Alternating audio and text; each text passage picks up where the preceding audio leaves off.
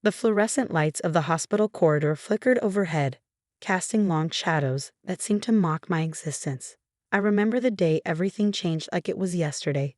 The day my world shattered into a million microscopic pieces, each fragment representing a dream, a hope, a future that suddenly seemed impossibly distant.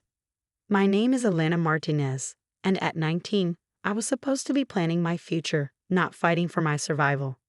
The genetic test results lay before me, a cruel piece of paper that declared my body a battlefield of mutations and uncertainties. Huntington's syndrome, a rare neurological disorder that would slowly, mercilessly rob me of everything: my movement, my memory, my very sense of self. It's progressive, Dr. Rees had said, his voice clinical, detached. The symptoms typically begin between ages 30 and 50. But in your case, the genetic markers suggest an earlier onset. I remembered how my hands had trembled, how the world seemed to tilt on its axis. My mother, once my greatest supporter, sat silent, her eyes avoiding mine. My father's jaw clenched, a telltale sign of the storm brewing beneath his stoic exterior. "We can't do this," my father said later that evening, the words cutting through the suffocating silence of our living room. "The medical bills, the care, the constant support, it's too much." My sister, Maria, stood by the window, her recent college graduation photos still displayed proudly on the mantel. She was the golden child, straight A's, a full scholarship, a future bright and unblemished. And then there was me, the genetic anomaly, the unexpected burden. "We can't just give up," I pleaded, my voice breaking. But even as the words left my mouth, I saw the decision in their eyes. 2 weeks later, I found myself packed and ready to leave. No dramatic goodbyes, no tearful embraces, just a cold efficiency that spoke volumes about their decision. My Aunt Alena, the woman I was named after, was my only lifeline. "You'll stay with me," she said, her weathered hands squeezing mine. She was a retired nurse, tough as nails and with a heart larger than the world could comprehend. The first year was brutal. While my family celebrated Maria's achievements, her internship, her bright future, I was learning to navigate a body that was slowly becoming my enemy. Aunt Alena became my rock, my researcher, my fiercest advocate. "They may have given up on you," she'd say, mixing herbal teas and researching experimental treatments, "but I never will." We spent countless nights poring over medical journals, connecting with rare disease support groups, exploring every possible avenue. When traditional medicine offered little hope, we looked deeper. My aunt's connections in the medical world became my lifeline. "There's a research program," she told me one night, her eyes sparkling with a hope I'd almost forgotten existed. "They're looking for patients with unique genetic markers for an experimental treatment." The application process was grueling. Genetic testing, psychological evaluations, endless medical records. But for the first time since my diagnosis, I felt something I'd almost forgotten: hope. Months passed. Treatments were experimental, painful. Some days I could barely move. Other days I felt a glimmer of something miraculous happening within my body. The research team became my second family, scientists and doctors who saw me not as a victim, but as a potential breakthrough. "Your genetic mutation," Dr. Harris, the lead researcher, would tell me, "it's unique. Most would see it as a curse. We see it as an opportunity."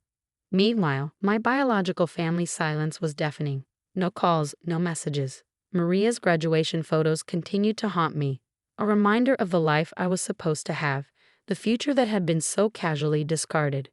But I was changing, not just physically, but in ways no one could have predicted. Each treatment, each research session was transforming me from a patient to something more, a potential savior for others with similar genetic challenges. "We're close to something groundbreaking," Dr. Harris would say, his excitement barely contained. "Your body is responding in ways we've never seen before." As the first year of treatment concluded, I made a decision. This wouldn't be my defeat. This would be my revolution. Little did my family know, the girl they had written off was about to become something they could never have imagined. The girl they left behind was learning to rise, to fight, to become a beacon of hope for those who had been told their genetic fate was sealed. My journey was just beginning, and the world had no idea what was coming. The research lab became my sanctuary, a place where my genetic condition transformed from a death sentence to a scientific marvel. 3 years had passed since my family had essentially abandoned me, and every moment was a testament to human resilience. Dr. Harris called me in early one morning, his usually composed demeanor crackling with barely contained excitement.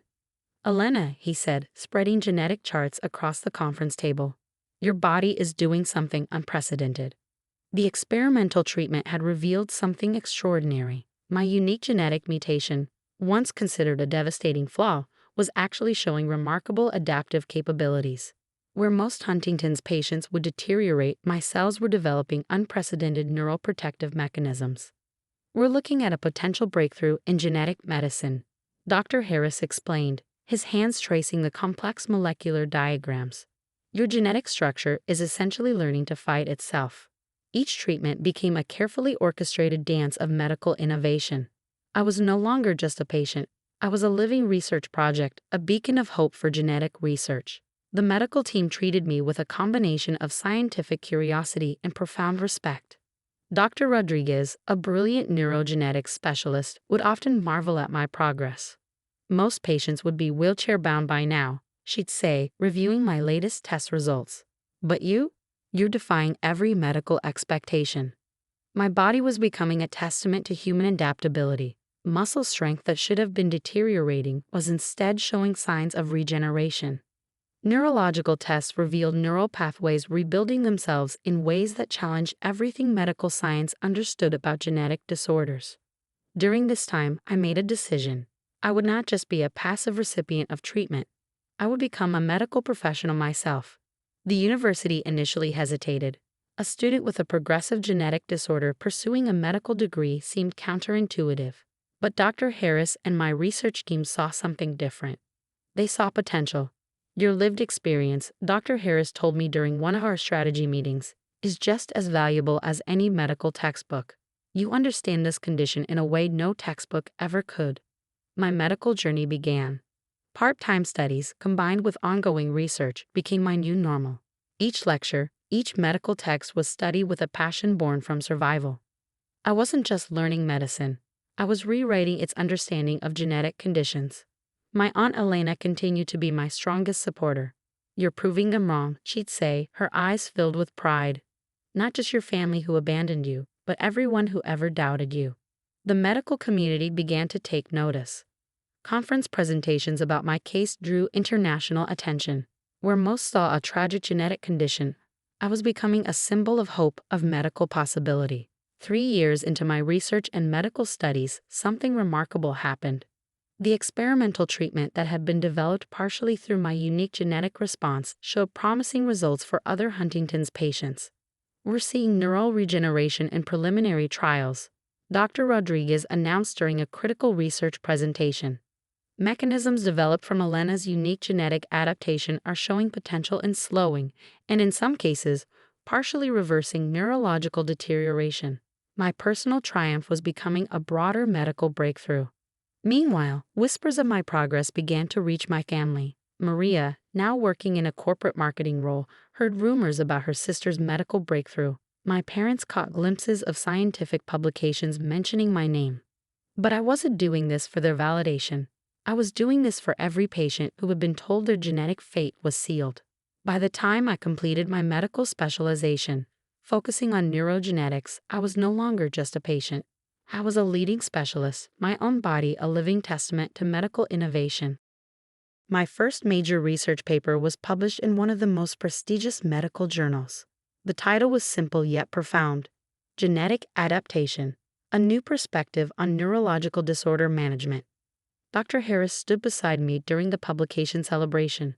"You're not just changing your own narrative," he said, "you're changing medical understanding." The irony wasn't lost on me. The family that had once considered me a burden was now hearing about a medical breakthrough that carried my name. Every conference, every publication was another nail in the coffin of their earlier dismissal. But this wasn't about revenge. This was about hope. About showing that genetic conditions weren't a death sentence, but potentially a pathway to understanding human adaptability.